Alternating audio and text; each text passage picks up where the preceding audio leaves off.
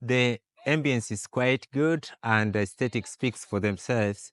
And just to bring it down, we have to now break the ice onto the current political dispensation that we have. Indeed, things are very torrid, and one thing that must come out clearly is that Raila Amolo Odinga, former Prime Minister, has really come to defend this current regime, but his efforts appear more like a very sweet icing on a poisoned cake. So regardless of whatever the input of the ODM team is going to be, there's going to work.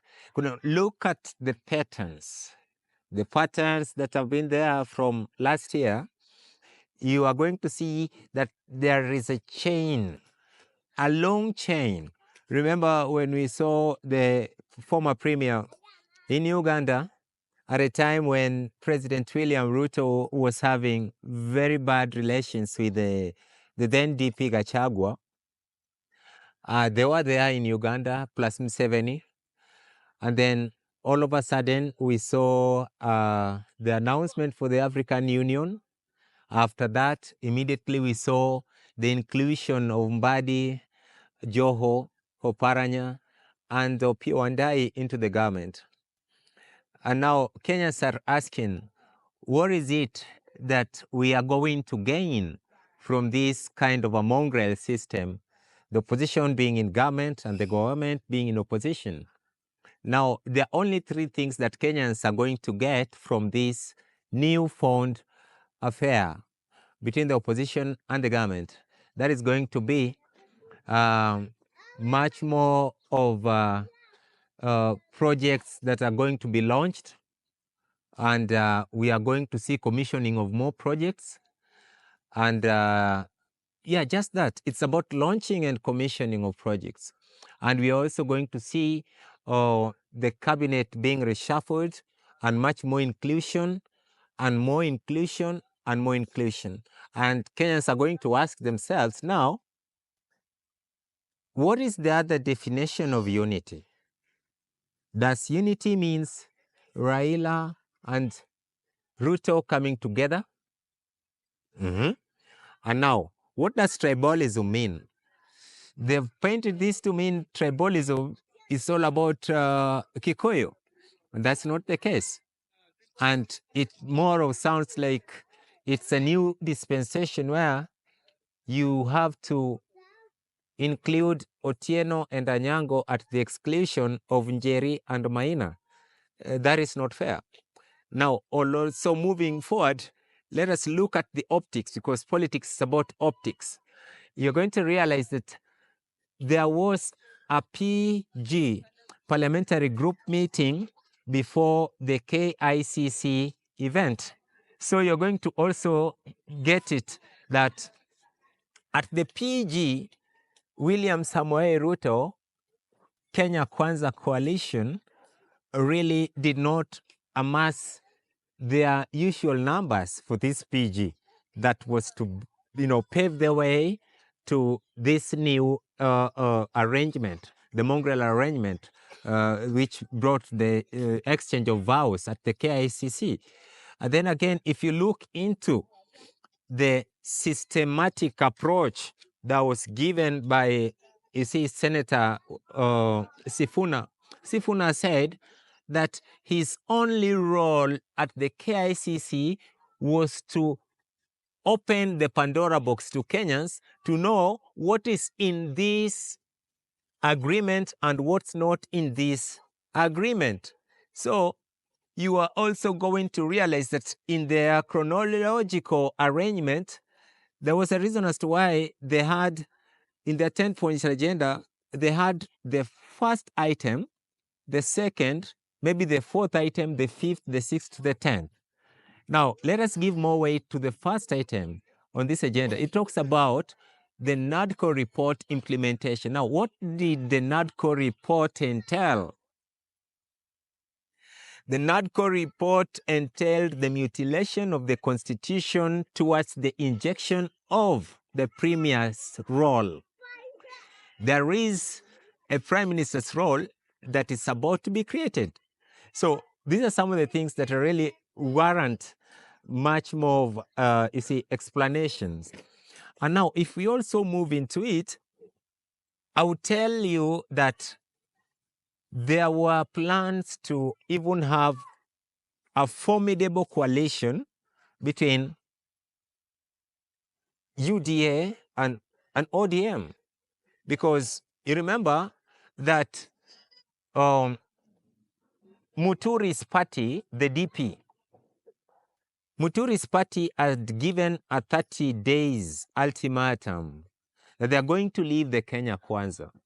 So William Ruto, on the other end, felt that Kenya Kwanza is no longer serving its purpose, and that there are so many people who are so much disenchanted with him in Kenya Kwanza. And that is the reason as to why at the KICC, we did not see any other party leader which coalesced to form the Kenya Kwanza. We did not see Amason Kingi with his Power Party, the leader of Power Party. We did not see Moses Masika Wetangula, the leader of Ford Kenya. Notably, we also did not see the governor of Garissa with this party. We also did not see the Amani National Congress leader, Musalia Mudavadi, there. And also, notably, on the Azimio side, which ODM is part of it, you're going to realize that Azimio, Wiper was not represented. Again, Na Kenya was not represented. I think we only saw ODM as a party.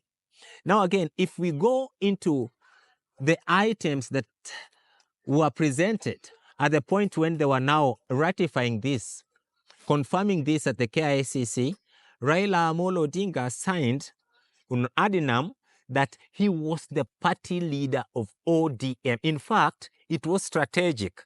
When Raila took to the stage, Raila stood there with the flag of ODM. When William Ruto stood there, he stood there, and besides him, there was a flag of his party, the Wheelbarrow Party. And then we also notably saw Mr. Kithure Kindiki, the professor himself, the man who is very much submissive. He was there, and really at that time, his space was not really accorded much respect as required. Now again, let us look into what was said by William Samoei Ruto, which was very interesting. William Ruto said that one, Raila Amolo Odinga must be respected. Secondly, he said that Raila Amolo Odinga must be treated well. Now, we live in this country. There is no any other person who has got a problem with Raila Amolo Odinga, including the Gen Zs before. Who is this who was mistreating Raila Amolo Odinga? It's William Ruto and his government machineries. Who is this that disrespected Raila Amolo Odinga Baba? Isn't it the same William Ruto? So this is hypocrisy as its highest, as its zenith. And we are not ultra-crepidarians of politics to even go ahead and tell you that the chicken has gone home to roast. Because if you look at it this way, the goose is roast for now. Because if you look at it carefully, you're going to realize that William Samoei Ruto has got greater interest on political stability than economic stability. He has realized that the country is going haywire. And that is the reason as to why there are so many popping sounds. S.K. Macharia just the other day said that indeed Raila Amolo Odinga has been winning elections. Yeah. He said that Raila Amolo Odinga has been winning elections in Kenya. That is an indictment on the very, very, very government that Raila Amolo Odinga has joined.